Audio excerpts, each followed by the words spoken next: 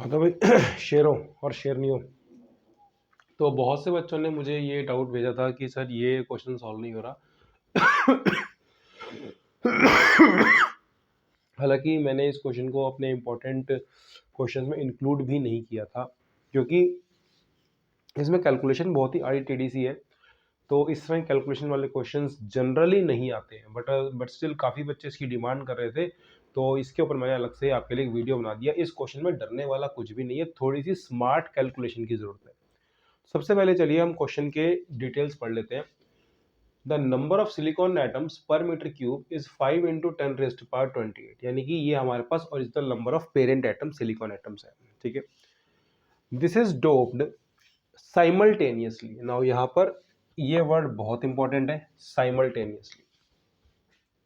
ठीक है, साइमल्टेनियसली का मतलब होता है एक साथ। आपने एक साथ इसके अंदर 5 into 10⁻22 atoms per metre cube of arsenic and 5 into 10⁻20 per metre cube atoms of indium.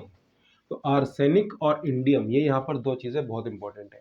ठीक है, अब आपको कैलकुलेट करना है the number of electrons and the holes given that Ni is equals to 1.5 into 10⁻16 per meter cube, that is your intrinsic concentration.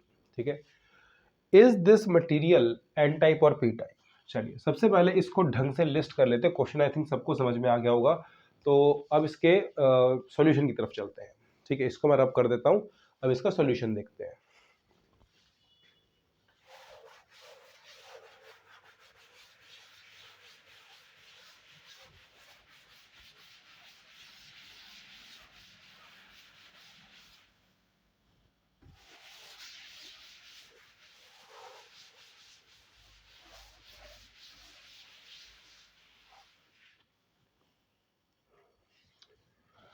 देखिए सबसे पहले तो जो आर्सेनिक है वो एक पेंटावेलेंट इंप्योरिटी है।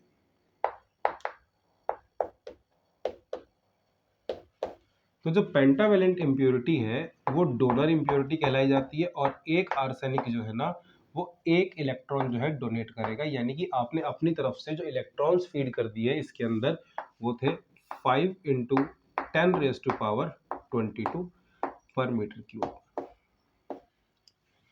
फिर आपने इसी के साथ इंडियम को डोप किया। Indium is a trivalent. तो जो ट्राइवेलेंट इंप्योरिटी होती है ये देती है आपको होल्स। ठीक है, या एक्सेप्टर इंप्योरिटीज। तो NH जो है वो यहां पर हो जाएगा 5 इंटू 10⁻20 पर मीटर क्यूब। थोड़ी सी समझदारी दिखाते हुए, मैंने कहा था ना इस क्वेश्चन में स्मार्ट कैलकुलेशन चाहिए, हम इसको भी 10⁻22 में कन्वर्ट कर लेते ताकि सब्ट्रैक्ट करने में कोई दिक्कत ना हो।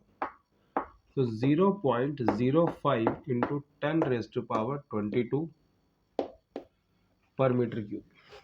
ठीक है, अब यहां से हम एक इक्वेशन निकाल लेंगे Ne minus NH।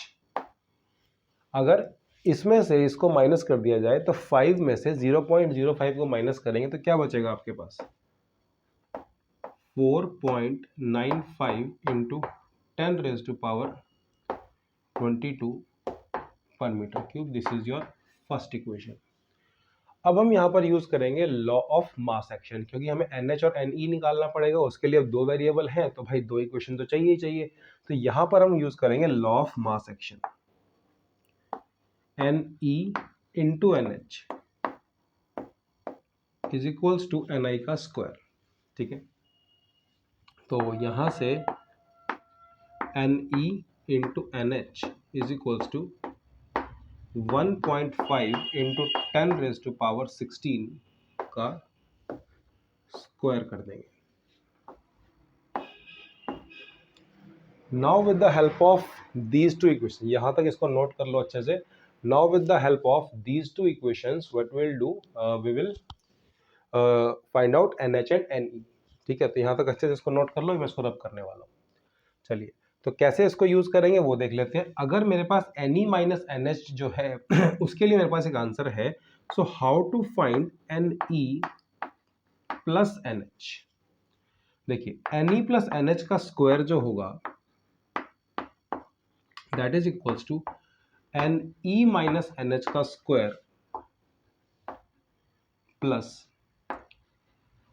4 times N E into N H. ठीक है, इस इक्वेशन को आप 10वीं क्लास से पढ़ते आ रहे हैं, चाहो तो इसको सॉल्व करके देख लो, यही आंसर आ जाएगा। क्लियर। अब यहां पर इसकी रिलेटेड वैल्यूज हम पुट करने वाले हैं। तो भाई इसकी जो वैल्यू थी दैट वाज 4.95 इंटू 10⁻²2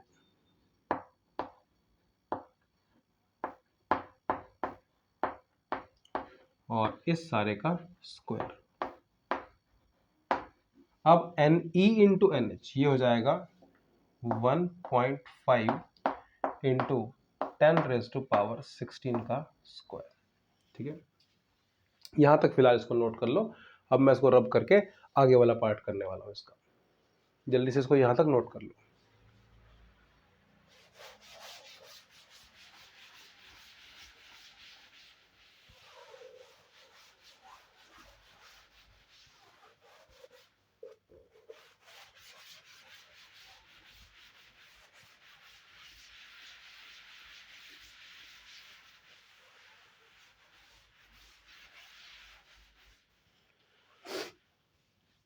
चलिए इसी क्वेश्चन को आगे कंटिन्यू कर लेते हैं। So N E plus N H का स्क्वायर इक्वल्स टू, इसको ऐसे लिखा रहने देंगे 4.95 इंटू 10⁻22 का भी स्क्वायर और 1.5 का स्क्वायर 2.25 हो जाएगा। ठीक है, 4 इंटू 2.25 इंटू 10⁻32 आ जाएगा। यहाँ से 16 को 2 से मल्टीप्लाई करेंगे तो 32 आ जाएगा। अब फिर से again there is a smart calculation. देखिए इन दोनों को ऐड करने का ना कोई फायदा ही नहीं, इन दोनों को ऐड करने का कोई फायदा नहीं है, क्योंकि कहां 10⁻44 और कहां 10⁻32, ये तो इसके मुकाबले में कुछ है ही नहीं। This is negligible.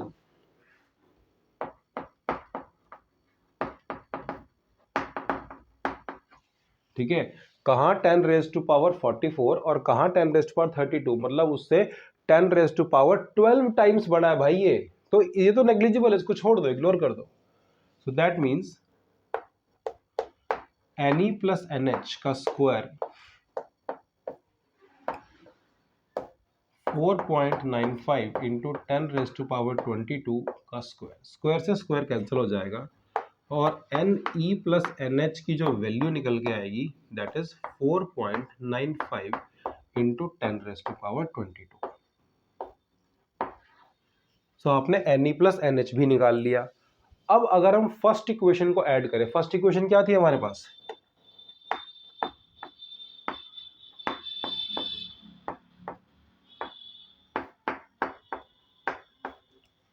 ठीक है, अगर हम इन दोनों को ऐड कर देते हैं